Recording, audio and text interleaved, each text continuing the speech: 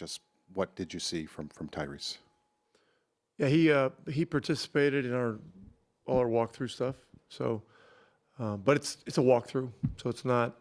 There was no real running or moving or anything. So, so we'll see. We'll see where we are tomorrow.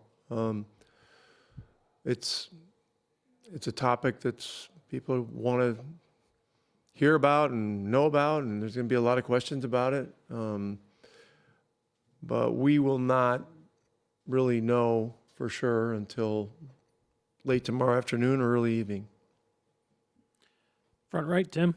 Rick, as you've kind of watched Jalen Williams develop from afar over the last few years and then seen him up close, obviously, in this series, what stands out to you about his game and the way that he's evolved over his few years in the league? Yeah, he's the quintessential modern-day wing. He can do everything.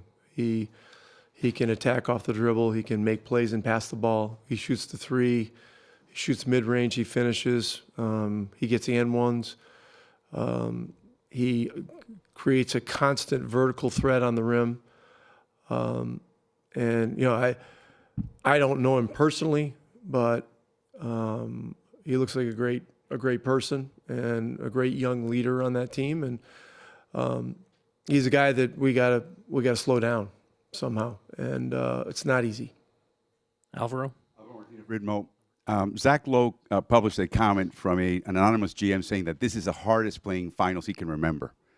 When I looked at Second Spectrum data, in the 12 years they've tracked it, the 2025 Pacers in the finals have run the most miles and at the highest speed of any team, regular season or postseason, in history. Is it a product of your scheme, the opponent, the situation? Are there limits? This is the question I really have. Are there limits to pace and space? Limits based upon what? The dimensions of the court? That this is a yeah, the court. I don't believe the court's going to get bigger anytime soon. This has been a topic for many years. You know, players are getting bigger, they're getting faster. You know, how do you create space? You know, the arenas are pretty much configured a certain way, and it's just very difficult to try to find an extra 6 inches of width on the court on each side or whatever. And so, yeah, I mean, that's one reason that the three-point shot has been so advantageous to the game. It creates more space. But as far as the running fast and running far, I mean, that's how we play, and that's what we're supposed to do. Will, all the way in the back in the center.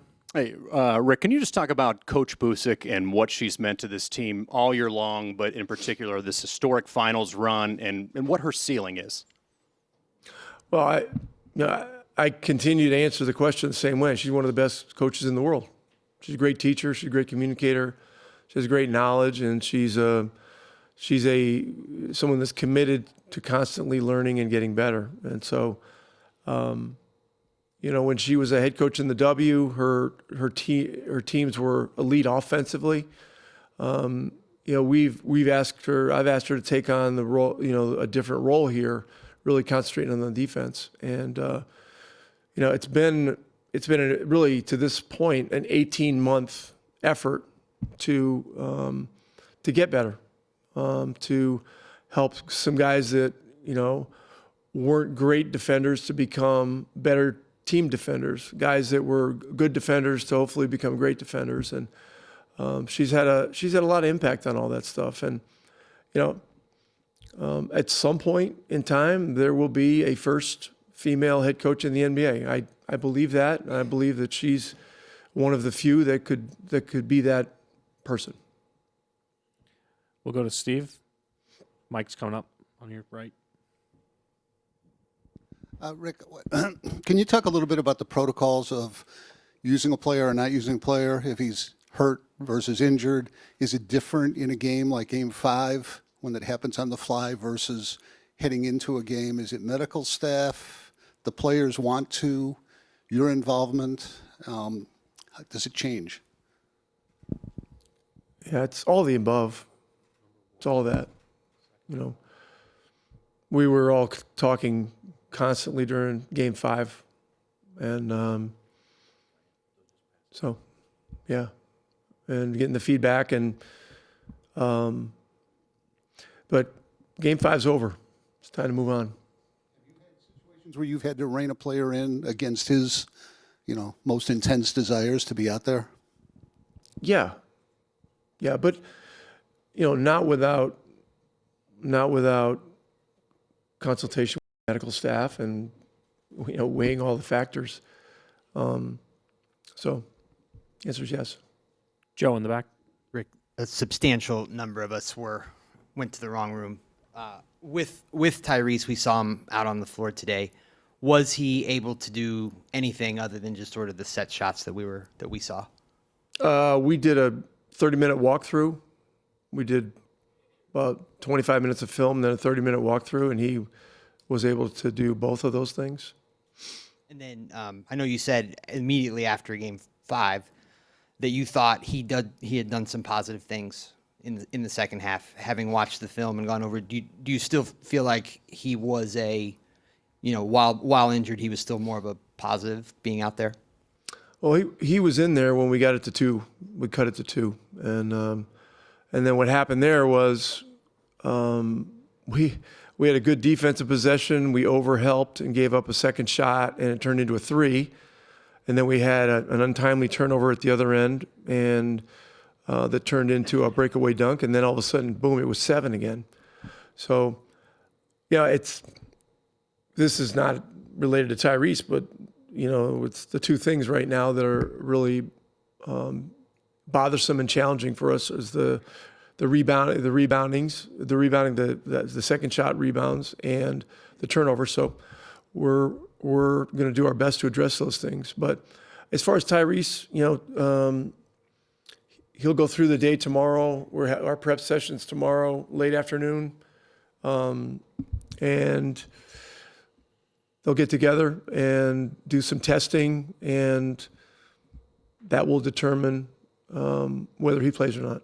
And if he doesn't play, we have a plan, obviously, if we're without him. Last question here on the left, second row. Rick Ariaga from ESPN Brazil. Would you say that everything that has happened in this series is absolutely normal?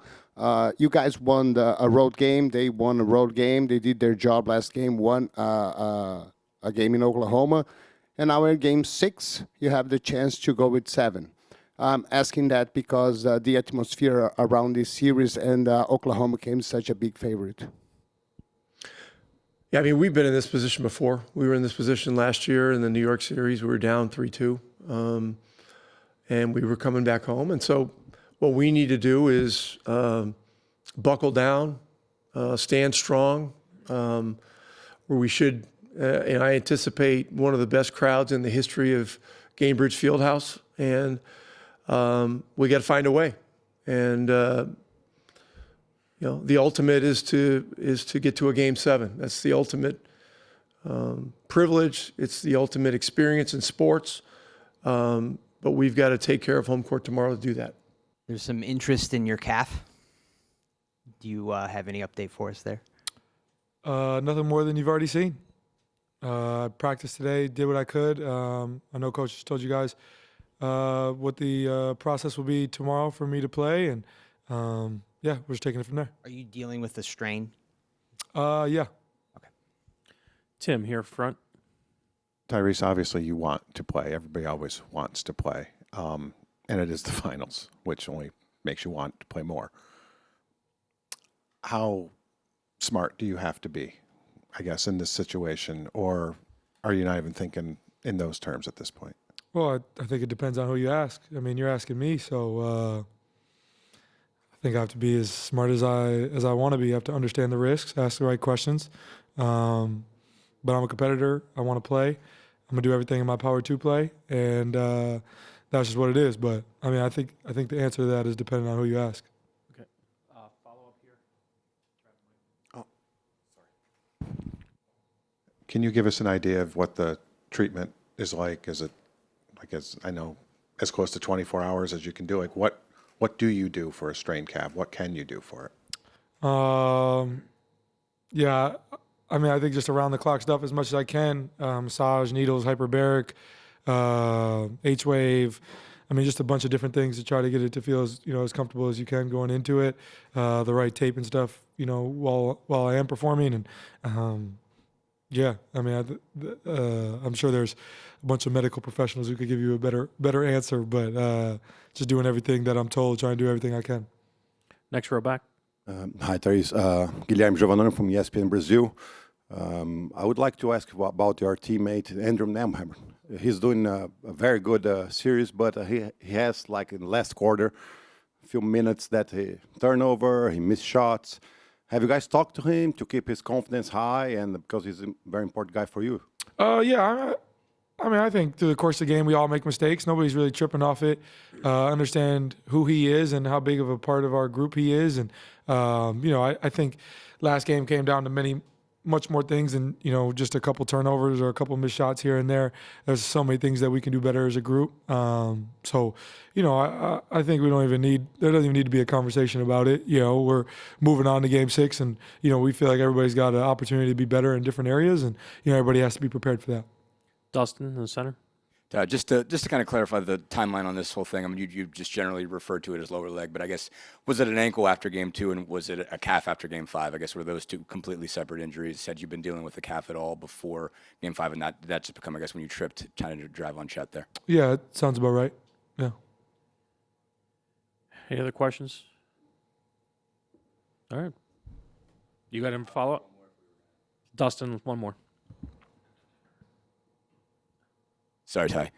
You've talked before about the situation when, the staff kind of saves you from yourself, basically. I mean, just how much trust, I guess. I mean, you obviously have a lot of trust, but I mean, just what have those conversations been like over time when you've dealt with various kinds of injuries? And obviously, how much trust have you sort of gained in the medical staff and in its opinion and when it comes to situations like this? And like you said, sort of taking care of you, make sure you don't go beyond what you can do. Yeah, I have a lot of trust in our medical staff. I have a lot of trust in our organization to make the right decision. I think, there's been many situations through the course of my career where they've trusted me on my body. And I mean, you're here more than anybody. I'm questionable from time to time throughout the course of the season, and they trust me to make the right decision on my body when the power is in my hands. And I'm going to try my best to do that. But I mean, you understand, I want to be out there, and that's the plan. Michael, last question here. Real quick, Tyrese, thank you. It goes without saying maybe, but if this was regular season, would you even think about playing? And does it feel like something that would keep you out for a week or 2 weeks? Or how does it feel in that context? Yeah, probably. I mean, that would probably be the case. But we're not in the regular season, so it is what it is. Tim Reynolds with the AP. Pascal, I know you guys would rather be up in the series or get to 4 already, but if you go by the schedule, it's supposed to be 3-2 them right now. I guess how simple does that make things? Home court is held, and all you got to do is win a home game to get to Sunday. Do you keep it that simple, right? Yeah, I mean, I think that's all we can do, right?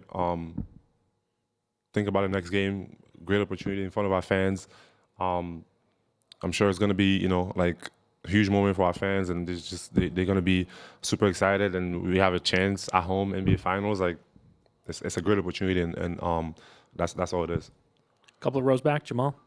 Pascal, TJ McConnell, just kind of what kind of a boost, just in general, this series has he given you guys? And obviously, given Tyrese's status, how important is he going to be for tomorrow? Yeah, no, super important. I thought he played well. Just being TJ, doing the things that he does. I think offensively, like he's another person that another ball handler, someone that can get us to our spots, push the pace, and yeah, he played great last game, and he's going to be huge for us, going forward too. Michael? Pascal, Michael Grange from Sportsnet, Toronto. When Tyrese was kind of limited in Game 5, you stepped up, had that huge fourth quarter. You've had some other really big scoring games in this playoff run. Are you prepared? Do you expect to have more burden on you going into Game 6? I mean, I think the way we play, I think it's never been about one person. So I don't really look at it that way. I think obviously, like, Tyrese is a big part of what we do. Like, and you know, whether he plays or not, like I think it's going to be a team thing. You know, like we have to together all step up, and you know, the importance of the game. You know, we just all have to take a step forward. Like and it's going to be down the line. So I don't think any one of us should feel like, you know, one person is going to have to do it. It's going to be collective.